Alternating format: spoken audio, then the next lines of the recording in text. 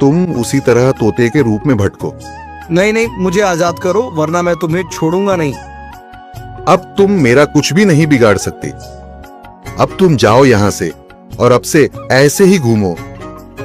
अब तुम्हें पता चलेगा कि दूसरों को दर्द देने में कैसा महसूस होता है। इसके बाद वह राक्षस वहां से उड़ जाता है।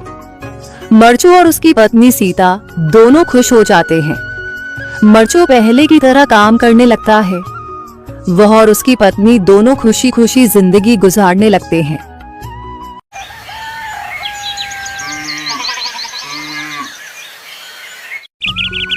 मरचू जंगल से लकड़ियां काटकर बाजार में बेचने गया, लेकिन उसे लकड़ियों के अच्छे दाम नहीं मिले।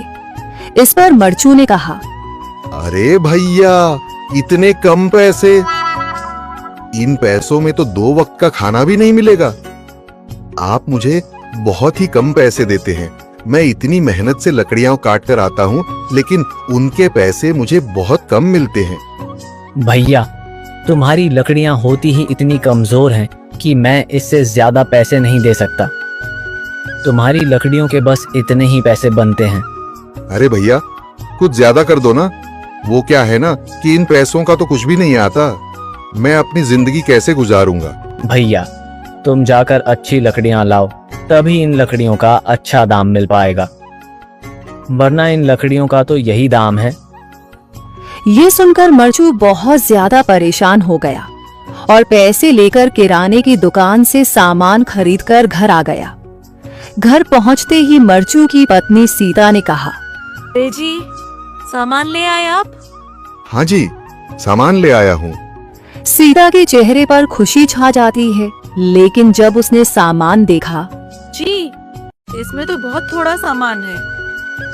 हाँ सीता, मुझे पता है कि यह सामान बहुत थोड़ा है, लेकिन मैं क्या करूं? मेरे पास जितने पैसे थे, मैं उतने का ही सामान लेकर आ गया हूँ। इस तरह हमारा गुजारा कैसे हो पाएगा जी?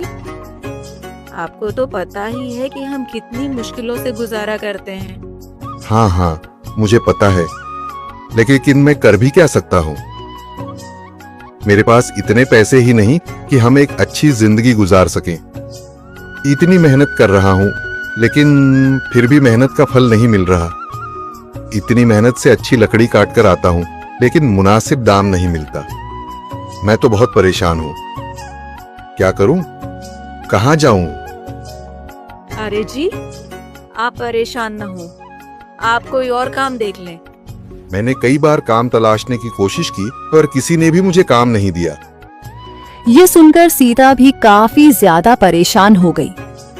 मरचू से सीता की परेशानी नहीं देखी गई। उसने अपनी पत्नी सीता से कहा, मैं फिर से जंगल की ओर जा रहा हूँ। अरे जी, अभी मत जाइए ना, वैसे भी शाम हो रही है।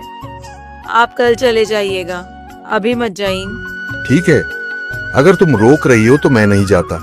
मैं कल चला जाऊंगा। इसके बाद मरचू गांव में घूमने के लिए चला गया। तभी उसे एक आदमी मिला और उसने कहा, कहाँ जा रहे हो भैया? और सुनाओ, क्या हाल चाल है? जिंदगी कैसे गुजर रही है? अरे भैया, तुम्हें तो पता है कि लकड़ियां काटकर कैसे गुजारा होता है। हाँ भैया, तुम सही कह रहे हो। और आसपास के जंगलों में अच्छी लकड़ियां भी नहीं है। इसके लिए तो जंगल के अंदर जाना पड़ेगा। पर जंगल के अंदर तो काफी सारे जंगली जानवर होंगे। मुझे बहुत डर लगता है भैया, मैं जंगल में कैसे जाऊंगा? हाँ भैया, जंगली जानवर तो होंगे, लेकिन अच्छी लकड़ियां तो वहीं से ही मिलेंगी। ये सुनकर मरचू बहुत ज्यादा परेशान हो गया, लेकिन वह आदमी बिल्कुल ठीक कह रहा था। जंगल के किनारे की सारी लकड़ियां कट चुकी थीं। अब सिर्फ जंगल के अंदर ही अच्छी लकड़ियां बची थीं। अगली सुबह मरचू